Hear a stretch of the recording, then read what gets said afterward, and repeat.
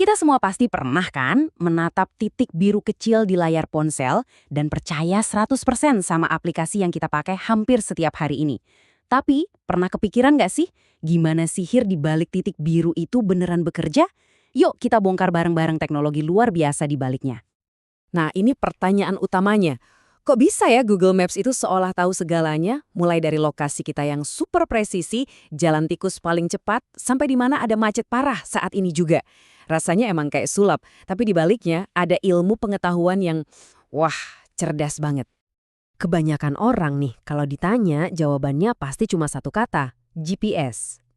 Kita mikirnya semua info ini datang langsung dari satelit di atas kepala kita. Padahal, itu cuma secuil dari cerita yang sebenarnya. Kenyataannya, Google Maps itu jauh lebih dari sekedar GPS. Ini adalah sebuah sistem super kompleks yang mengandalkan 4 teknologi kunci yang kerja barengan. Kalau cuma ngandelin GPS aja, navigasi kita justru bakal kacau balau dan nggak bisa dipegang. Nah, sekarang kita bedah satu persatu ya. Jadi, kenapa sih satu teknologi aja nggak cukup? Gini deh, coba bayangin, sinyal GPS itu kan gampang banget kehalang gedung tinggi, atau jadi lemah kalau kita masuk terowongan, dan kadang nggak akurat di tengah kota yang padat. Nah, buat ngatasin semua masalah itu, Google butuh lebih banyak mata dan telinga. Dan inilah dia 4 pilar utamanya. Pertama, tentu aja satelit GPS. Kedua, ada yang namanya triangulasi dari menara seluler atau BTS. Ketiga, ada penentuan posisi lewat sinyal Wi-Fi di sekitar kita. Dan yang terakhir, yang sering banget kita lupain, adalah sensor-sensor canggih di dalam ponsel kita sendiri. Masing-masing ini punya peran yang super penting. Oke, kita mulai dari bagian pertama. Gimana caranya menemukan titik biru Anda? Bagaimana semua teknologi ini bisa kerja sama buat nentuin di mana tepatnya posisi kita di peta dunia yang luas ini? Konsep dasar di balik GPS itu namanya trilaterasi. Ingat ya, bukan triangulasi. Ini beda dan penting. Trilaterasi itu nggak ngukur sudut, tapi ngukur jarak. Gampangnya gini, metode ini ngitung posisi kita dengan ngukur berapa lama waktu yang dibutuhkan sinyal buat terbang dari beberapa satelit ke ponsel kita. Prosesnya kayak gini, satelit di angkasa sana ngirim sinyal waktu yang super presisi. Terus, ponsel kita ngitung berapa lama sinyal itu nyampe. Nah, dari situ ketahuan deh jarak kita dari satelit itu. Tapi kenapa harus 4 satelit? 3 satelit pertama itu buat nentuin posisi 3 dimensi kita.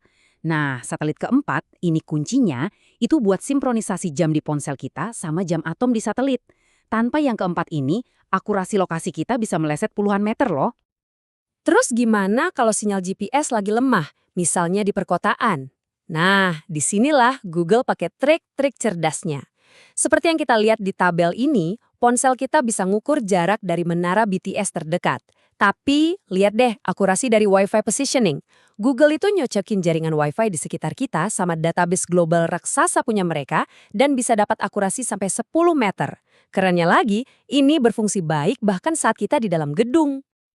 Dan jangan lupakan juga indera-indera internal di dalam ponsel kita. Anggap aja ini semacam sistem keseimbangan bawaannya. Ada akselerometer yang ngerasain percepatan, giroskop yang ngerasain belokan, dan magnetometer yang fungsinya kayak kompas digital. Kombinasi ketiganya inilah yang bikin titik biru kita di peta itu geraknya mulus banget. Bahkan waktu sinyal GPS tiba-tiba hilang pas kita masuk terowongan. Oke, kita udah tahu gimana Google nemuin posisi kita. Sekarang kita pindah ke petanya itu sendiri. Nah, ini adalah sebuah lompatan konsep yang penting banget buat dipahami. Bagi komputer, peta itu bukanlah gambar, melainkan sebuah soal matematika raksasa. Coba deh lihat perbedaannya. Di kiri, itu yang kita lihat dengan mata kita, persimpangan, jalanan, bangunan. Nah, di kanan, itu yang dilihat sama Google, sebuah graf matematika. Setiap persimpangan jalan itu dianggap sebagai node atau titik, dan setiap ruas jalan itu adalah edge atau garis yang nyambungin titik-titik itu. Seluruh dunia ini disederhanakan jadi model seperti ini. Nah, setiap edge atau ruas jalan ini punya skor atau bobot. Bobot ini bukan cuma soal jarak doang, tapi juga ngitungin batas kecepatan, jumlah lampu merah, jenis jalannya, sampai peraturan lalu lintasnya. Jadi, inilah intinya. Sistem ini nggak nyari rute yang paling pendek, tapi rute dengan biaya paling rendah, yang artinya ya rute tercepat. Sekarang kita sampai di bagian yang menurut saya paling mind-blowing dari semua ini. Rahasia di balik informasi lalu lintas yang akurat dan real-time. Ini adalah sumber data yang mungkin nggak pernah kalian duga sebelumnya. Jadi, dari mana sih semua data lalu lintas real time itu datang? Banyak yang ngira Google pasang CCTV di setiap sudut jalan di seluruh dunia. Tentu saja enggak. Sumbernya itu jauh lebih cerdas dan sebenarnya ada di mana-mana. Inilah dia jawabannya. Sumbernya adalah kita semua. Ya, betul. Google itu pakai data kecepatan anonim dari jutaan ponsel yang lagi ngejalanin Maps, termasuk ponsel kita. Jadi secara nggak sadar, kita semua ini adalah sensor lalu lintas berjalan. Waktu kita kejebak macet, ponsel kita ngelaporin itu secara anonim, dan itu ngebantu semua pengguna lain. Dan logikanya tuh simpel banget loh. Kalau banyak ponsel di satu jalan bergerak cepat, jalan itu warnanya jadi hijau. Kalau kecepatannya mulai melambat, warnanya jadi orange.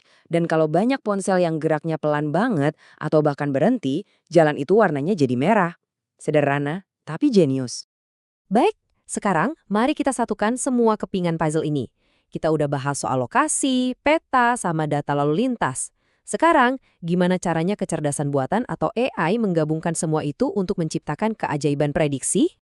Soalnya Google Maps itu nggak cuma lihat kondisi saat ini aja, tapi dia juga bisa meramal masa depan. AI-nya itu terus belajar pola-pola historis, dari arus lalu lintas harian, siklus mingguan, sampai pengaruh hari libur nasional, kondisi cuaca, bahkan acara konser besar di sekitar situ. Inilah alasan kenapa perkiraan waktu sampai atau ETA-nya seringkali akurat banget. Dan gimana kalau tiba-tiba di depan ada kecelakaan? Nah, dalam sekejap mata, proses luar biasa ini terjadi. Posisi kita diupdate, data lalu lintas terbaru langsung ditarik, seluruh graf peta dihitung ulang di server cloud Google, dan rute baru yang lebih cepat langsung dikirim ke ponsel kita. Semua itu terjadi lebih cepat dari kedipan mata. Jadi, kalau kita rangkum, Google Maps itu adalah gabungan dari satelit, sensor di ponsel kita, jutaan pengguna seperti kita semua, sebuah graf matematika raksasa, dan sebuah AI yang bisa memprediksi masa depan. Ini bukan cuma satu teknologi, tapi sebuah simfoni teknologi yang sangat kompleks dan elegan. Ini membawa kita ke sebuah pertanyaan terakhir yang menarik buat direnungkan. Sekarang, teknologi ini udah bisa memprediksi lalu lintas dengan akurasi yang luar biasa. Pertanyaannya adalah, apa lagi ya yang akan bisa diprediksinya di masa depan?